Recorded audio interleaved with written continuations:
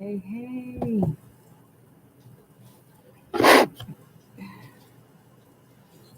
Now I'm a little bit early for the live today. So we're going to be talking about sleep hacks.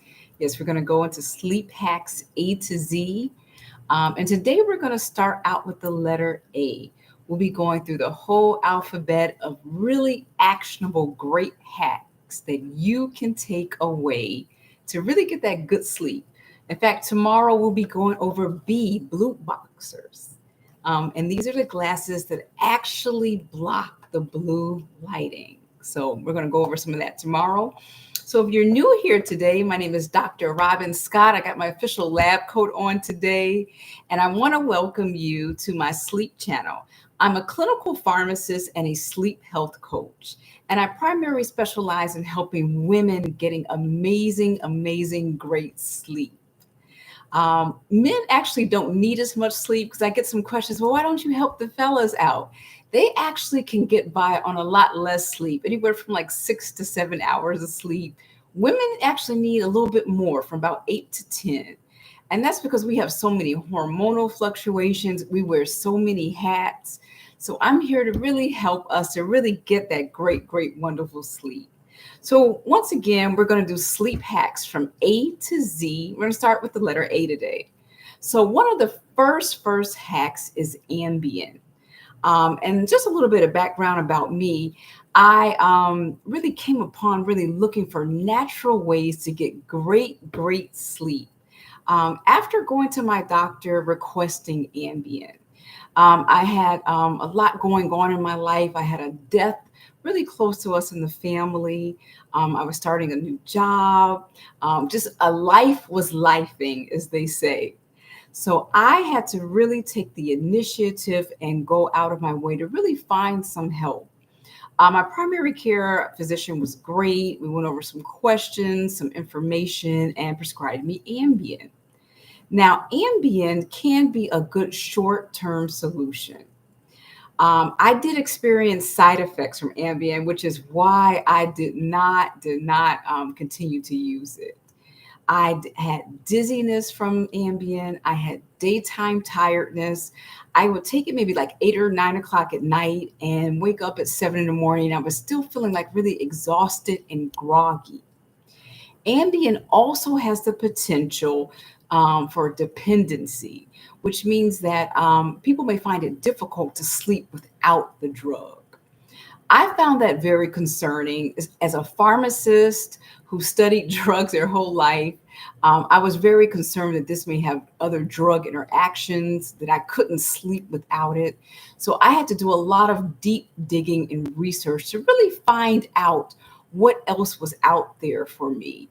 And it wasn't necessarily a magic pill or a magic something. It was really redoing my entire sleep routine. So we're going to go over some of the ones today. So first A was Ambien. That was the first hack. So adjustments is the second A. So all of the adjustments I had to make were very serious. I was working an overnight telepharmacy job from home. It was nice to be able to work from home, but I could not do the adjustments needed. I am not a natural night owl. I need to be asleep at night and awake in the morning. So I found I had to do adjustments. I had to look for new employment that allowed me to work during the daytime. I also had to adjust and make sure I got a new mattress. I was really sleeping on a lot of different fibers. They were beautiful sheets, but they had a mixture of like polyester and acetate and all of these materials that do not allow our skin to breathe. So that was another adjustment I had to make. Get all natural sheets, all natural pajamas made of cotton or linen. I had to also implement doing the lighting. I had basically, I guess we would call it light pollution in from street lights that would be on all night. I'm thankful for the street lights for our safety, but they kept me awake at night. So I had to get darkened curtains and those blackout shades. More adjustments is the noise adjustments. It's pretty quiet, so I didn't hear a whole lot of noise, but I found that I actually slept a little bit better with a low grade of what they call white noise. So this can be either noise from a fan, you may hear it from an air conditioner, heater. You can also hear this noise here on YouTube. There's lots of different videos that supply this white noise to help you sleep with. And there's various MP3s, and it's like a subtle grade of noise that really soothes and calms you into sleep.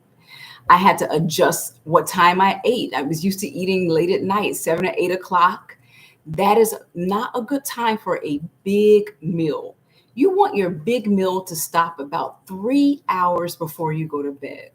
So if you're going to go to bed about 10 p.m. or 9 p.m. even, you want that meal to stop at about 6 p.m. So that gives your body time to digest. If you don't do that, it's going to spend all this time actually digesting closer to bed. So that's something you don't want to do.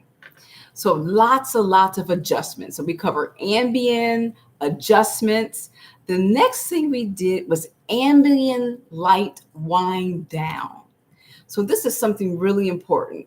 Right now it's about, it's about 6:30 in the evening, and I have on these bright lights so that you can see me here on YouTube.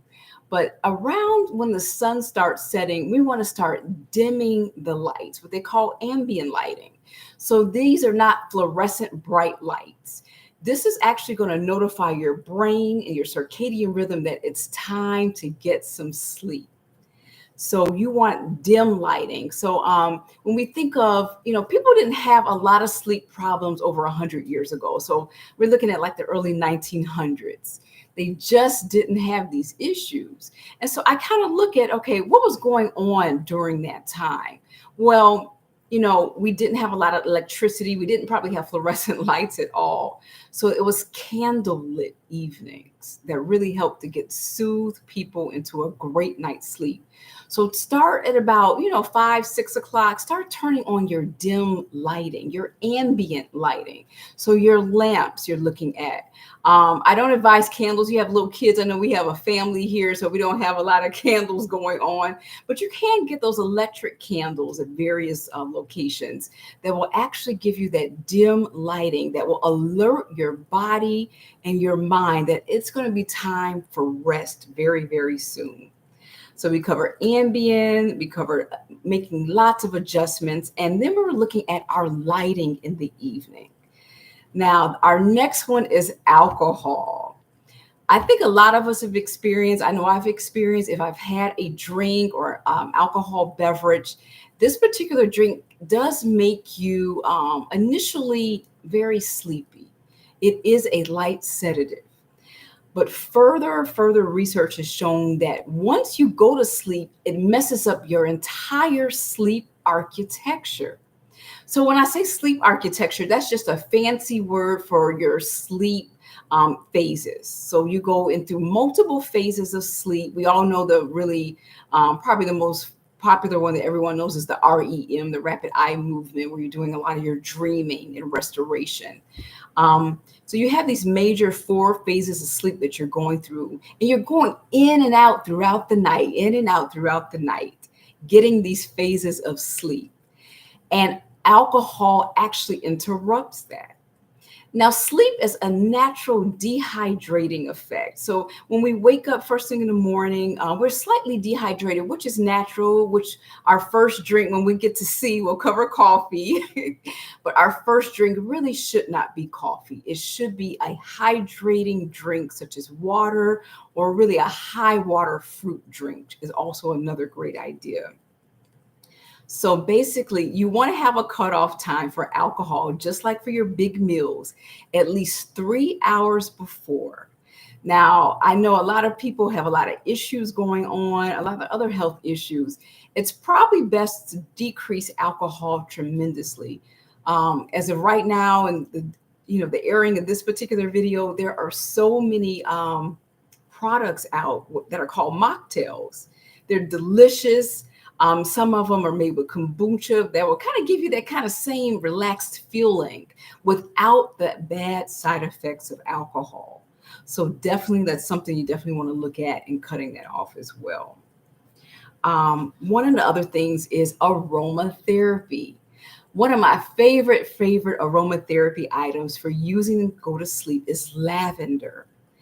Some other great items you can use are like rose essential oil. If some of the fellows, if they are watching, are like, okay, I don't want to smell like flowers, they can use something like vetiver. So as of right now, I am working on a lavender sleep spray. So this is something you'll shake up very easily. You can spray it on your face, in your room before bed. You can put it in even your little essential oil atomizer, that the electrical device that'll actually put it into the air. I have a pillow I'm sitting on here. You can even spray it on your pillow before you go to bed. All of this is a great way to really implement to help you get a good night's sleep. I came up with this particular product because so many of my clients, I would give them, hints and tips and hacks to really get that good night's sleep. Some of the products were causing them more harm than they were helping them. So I have an organic lavender. I don't know if you can see it here, if it's kind of reversed. Organic lavender sleep spray for your aromatherapy. This is a great way to get that great night's sleep without harsh chemicals, without a lot of artificial ingredients, all natural, even USDA certified. So right now, they're not quite ready to ship yet, but if you look down in the description and you actually download the PDF, we'll add your name to the wait list so that you will be alerted right away when these are available to ship. We're looking forward to getting these to you. So the next thing I want to talk about is acupressure.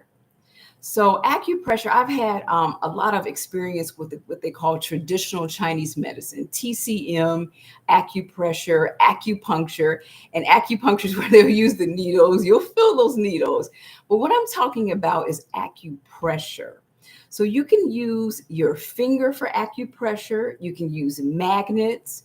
If you know a practitioner, I did purchase a set of needles for myself that I occasionally use. You can use needles. So one of the points you want to use is the yin tang point, and that is the point in between your eyebrows. You want to hold this pressure there for a few minutes. You will find that this particular pressure will help you to go to sleep at night. Another acupressure point is on your inner wrist. Once again, you can use your fingers, or you can also use, like you say, magnets are also good, and even make little bracelets that will have a magnet right at that point to help you get a good night's sleep. So acupressure is also a really great hack. One of the things I wanted to talk about is affirmations. A lot of people, when they come to me with sleep-induced, not sleep-induced, but stress-induced insomnia. And they just can't get to sleep for all the stresses in the world. And we know that there's a lot of stressors that are always going on. There's talks of wars nonstop. We have issues with the economy, it seems like. There's always something that really can keep us up at night if we allow it to. So we really want to focus on, and I don't want, my clients doing this for hours at a time. This is something you can really do affirmations, probably 20 seconds or less. I'm at peace, I'm at calm, I'm ready for a good night's sleep. That's a great affirmation. All is well with the world, even though it doesn't seem like it. I'm looking forward to tomorrow. There's tons and tons of affirmations that you can do. Be creative, make up your own affirmations so that you can get a great night's sleep. Another A I want to talk about is your alarm. Now, we know we all need an alarm depending on what's going on, but the type of alarm is very important. So you wanted to get an alarm that wakes you up gently and not like just rams you awake. You don't want anything that does that. That is really rough on your adrenal system. It's rough on your spirit. And you wake up kind of mad and disgruntled, already getting your day off to a horrible start. You want to have a gentle alarm. So one of the alarms I recommend is a sunrise alarm. This gently, in increments, increases the lighting so that you wake up slowly and surely, based on really mimicking the sunshine and what the sun does every morning. It doesn't blare into your window. It kind of slowly has the sunrise aspect that comes in. There are also sound alarms that are gentle chimes, delicate music that wake you up. Now, if you have a plane to catch and you say, listen, I just need to be blared awake, I get it, I understand it. But it shouldn't be your everyday life, always having really loud alarms. So you want to have general alarms. Eventually, it would be great to program yourself where you just naturally wake up at a certain time. But I get it. When you have stuff to do and a very important appointment, you want to have definitely an alarm that's effective and works, but doesn't jar you awake and really upset the balance of your adrenal system as well. So that was the next one, alarm. Another one is avoiding. So there's different things we want to avoid before we go to bed. So it's kind of similar to the adjustments. We want to avoid arguments as best as possible. I know we've all learned multiple times that we need to have, as much as possible, solved some issues before going to bed and not go to bed super angry or mad or upset. This just raises your cortisol level. Cortisol keeps you awake and alert. And you don't want to keep replaying that back over and over again. Another thing you want to avoid is blue light. And like I said, we'll talk more because I'm going to do a blue blocker unboxing tomorrow. So you'll get more information and be able to see what's going on definitely with the blue blockers. And this is a particular brand that I bought specifically to wear over my glasses. A lot of the information about the blue blockers is still out.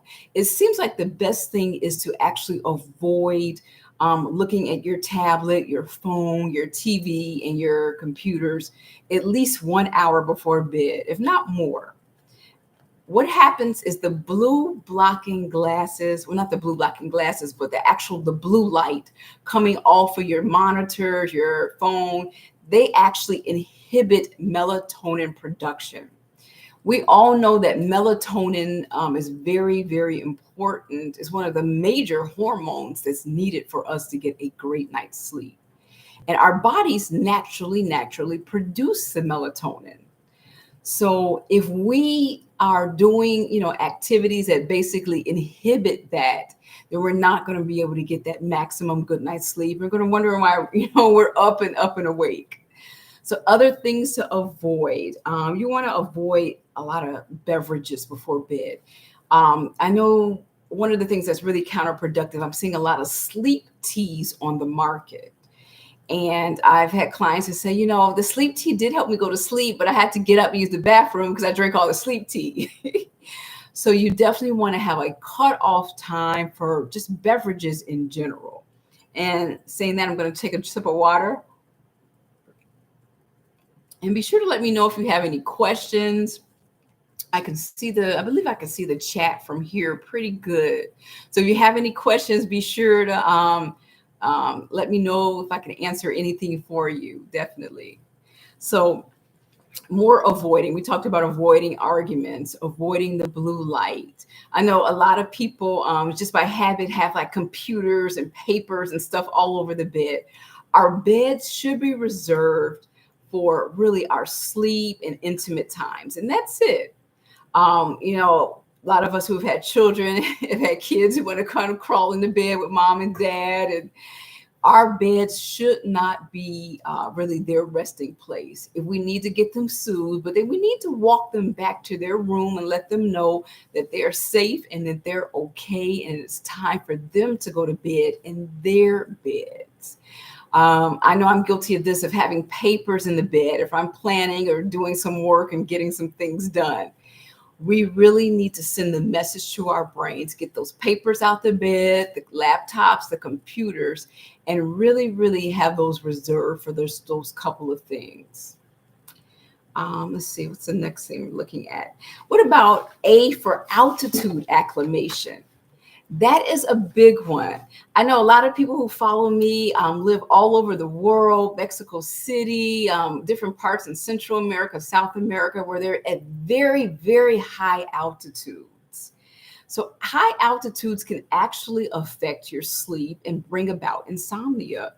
Some of the things you want to do if you're living in a high altitude or know someone who does, you definitely want to use a humidifier to moisten the air.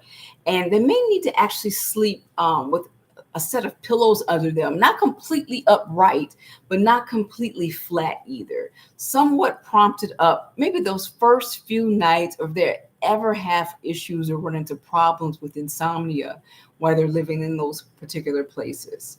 That's usually an issue of the hydration there. There can be more dry climates and also the airflow as well. So that brings me to the air quality. That's another A we have. So our air quality, ideally, we should have pristine, wonderful air, which many of us just simply don't. If we live in major cities, even if we live out in the country in agricultural areas, it can be difficult to get really good, clean, fresh air. So one of the things I recommend to help get that good night's sleep and get that great airflow, is to actually have a air purifier. So the air purifier, and there's so many different ones on the market. There's some that'll plug directly into the wall. There's some that'll sit upright. There's some that are really small and some that are giant and big. So find the one that fits best for your room. And you want to plug that in at night before you go to bed. And it will help really clear some of the pollution up. A lot of the pollution is coming from outside, but those of us, I know I'm one of these people that have carpeted bedrooms. It is projected that we're giving off a lot of those carpets are actually, really giving out a lot of pollution on a daily basis. So we want to make sure we're keeping our carpets clean, lots of vacuuming for those particular carpets, and also getting them professionally cleaned. And in addition to that, using that airflow, those air purifiers to keep that air going. A light fan is also a good idea. Even in the middle of the winter, you're thinking, I'm not cold. I'm already too cold. I don't need a fan.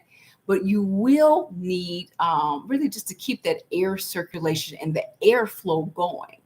I recommend that you don't sleep with windows just shut. If you can crack them a little bit to get a little airflow during the night, that's a great idea. I want you to be safe. So if it's something that's unsafe, definitely don't do that. But if you can safely, have your windows slightly cracked and getting good airflow, a little fan going, a wonderful purifier, your body and your sleep will thank you. So let me see. Most of my notes. Let's see, other A's I wanted to talk about. Sleep apnea is a major, major concern. And this is a disorder that's usually not caused by stress induced. It fragments the sleep, it reduces oxygen, and it actually causes daytime fatigue. So there's lots of tests. There are various actually sleep lab locations where you can actually go in person. You'll spend the night or two there where they'll actually hook you up to actually determine if you have sleep apnea. And right now they have a lot of at-home tests. This is something that you can definitely research and find out if an at-home test is for you. And if it is, they may recommend something like a CPAP machine or something of that nature to make sure that you're getting that full oxygenation every night so that you no longer are having to deal with those sleep apnea conditions. Let's see. There is, this is really sciencey and technical, but I'll go into it. It's adenosine. It's a sleep promoting chemical that builds up during wakefulness, and it will signal sleep pressure. Now, interesting enough, caffeine blocks adenosine. So that's why, if you're feeling like, oh my God, I need a nap at 8 a.m., let me just grab a cup of Joe. And that's why you're able to actually stay awake, because it blocks that adenosine, which may be, once again, depending on what you're doing, you don't want to make it a daily habit. Caffeine is the number one most used drug in the world. And most people don't realize that. They see that as just, oh no, this is just something in my food. This is just something I enjoy. No, it is a drug with various side effects. So we'll go in that when we cover the letter C. We'll go all into the caffeine for that. Another A we want to talk about is actually anxiety. A lot of people have what they call sleep anxiety. They notice that they've been having issues with sleep, and when it gets closer and closer to get a good night rest, they become very, very, very anxious. And what that does is that really it creates this unending loop, basically, where they cannot get to sleep. They're anxious that they can't get to sleep, and then they can't get to sleep because they're anxious about it. So you see where I'm going with this. It's a nonstop loop.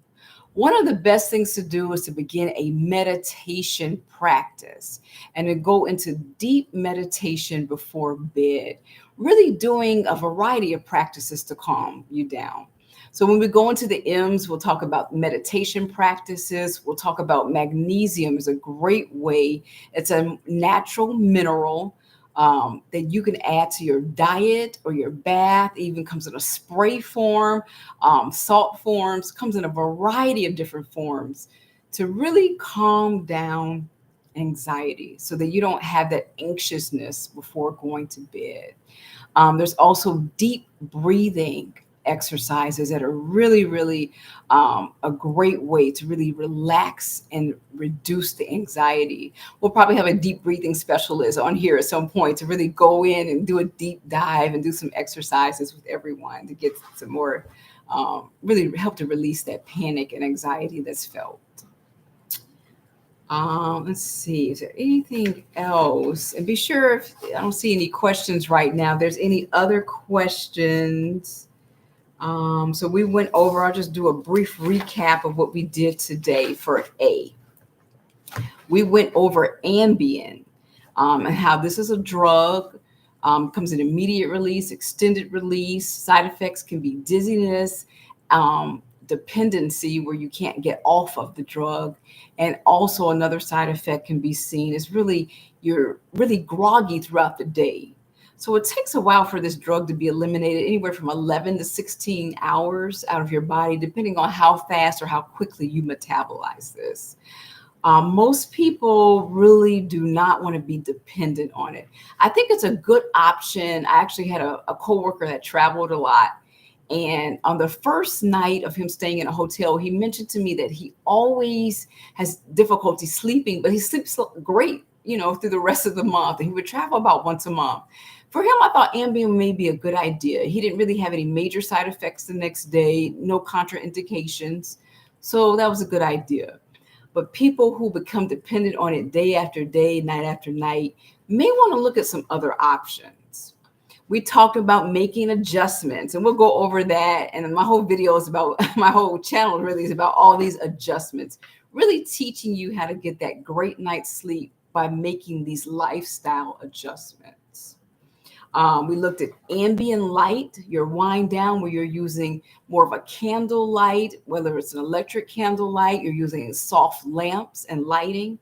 Avoiding alcohol was major, anywhere from 3 to 4 hours before bedtime. Although it makes you drowsy, it actually interrupts your sleep architecture. We talked about actually using some of our favorite aromatherapy items. I have the organic lavender sleep spray here. It's made specifically Sleepwell RX. We actually did the formulation for this. It is not ready for sale yet, but when it does become ready for sale, we're going to let everyone know. If you want to get ahead of this, definitely look in the descriptions. We actually have a link for you to actually download a great free PDF in addition to getting on our wait list. So that once these are ready, I think they'll be ready in 3 to 4 weeks. Once these are ready, we can get these shipped out to you guys. So you want to look at that. Also, we talked about the different acupressure points. We looked at, we talked about briefly adenosine, anxiety and sleep. Altitude, if you live in high altitude areas, that can cause some issues with your sleep. Affirmations, looking at how your affirmations and how you affirm before you go to bed help to calm you down. all the things you should be avoiding, like arguments and blue lights and all of that. We looked at also the alarms. You should not have a jarring alarm that jars you awake and gets you a horrible start to your entire day. It should be a gentle alarm, ideally a sunlight alarm or just a light chiming alarm as well. So I think that concludes for our letter A. If there's another A you would like me to cover, definitely put it down here in the comments. You can leave it in the chat as well. So we're going to be doing sleep hacks A to Z. So thank you so much. I think we've been we're almost 30 minutes in. Again, if you want to get on the wait list for the organic lavender sleep spray, that wait list link is actually in the description below. So you can go ahead and get on that.